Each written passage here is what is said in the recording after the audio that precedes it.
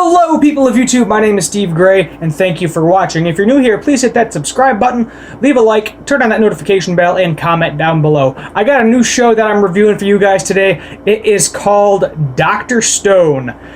It just recently came out. I believe the first anime episode aired on the 5th of July. Not sure about the manga. I know it's been a manga for a while.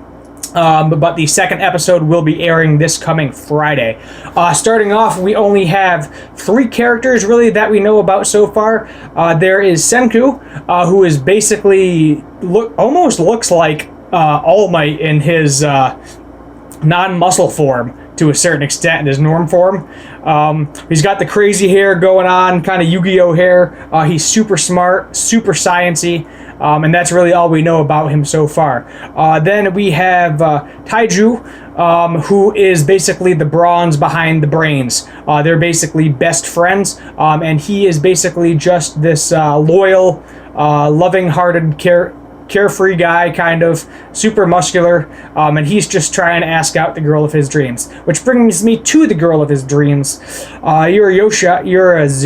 I'm probably going to butcher her name. Yuzuria. I'm going to say Yuzuria. I'm going to butcher her name. But basically, he is trying to ask out this girl. Senku is like, hey, why don't you just 100% guarantee that she'll say yes when you ask her out, because you wanted to ask her out for 5 years. So he creates this supposed love potion, which we later find out turns out to be gasoline. And it just shows how well of a person that Taiju is, and how well Senku actually knows Taiju in this series, because they are pretty much best friends in this series. And he actually doesn't end up drinking the love potion. He wants to do it on his own. He believes in himself, and Senku says, I believe in him 10,000%. That's why I am betting all of this yen that she will say yes to him. And he actually doesn't drink the potion because he is a very humble man, humble guy. And it turns out that potion was actually just gasoline, which would have been really, really, really bad if he drunk. But at least Senku knew the type of person that Taiju was, so he did not drink any of that. So he goes to go ask, I'm just going to call her Yuri for right now, or Yuzuria. So he goes to ask her out, and then it happens. This green light kind of beams, blotches of green start pouring down, splits apart the clouds on the earth, and everyone turns to stone. And they are turned to stone for many, many years, about 3,700 years. And the reason we know it's exactly 3,700 years is because Senku, to keep himself sane and conscious while he was stone, counted every single day, pretty much almost every single second. And then on the other side of it, you got Taiju, who was just dreaming of asking this girl out, and that was holding him and his consciousness together.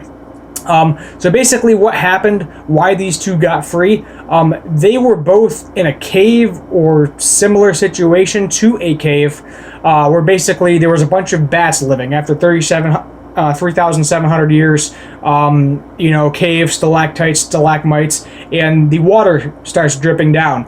And because bats are living in there with guano, it becomes, I believe it was nitric acid, which eventually decayed the rock, freeing both of them. So basically, it was only a matter of time before they could be free. Senku got awoken 6 months beforehand, built all of this stuff, but the problem is because he wasn't strong, he didn't have the ability to do all of his science stuff to attempt to save everybody else, because he was basically just trying to keep himself alive the entire time. Finally, when Taiju finally wakes up, he is Senku's muscle again. He's the one gathering all the food, doing the hunting, etc., while Senku is trying to figure out a way to basically accelerate the process in which people can become unfrozen or unstoned, whatever you would like to call it.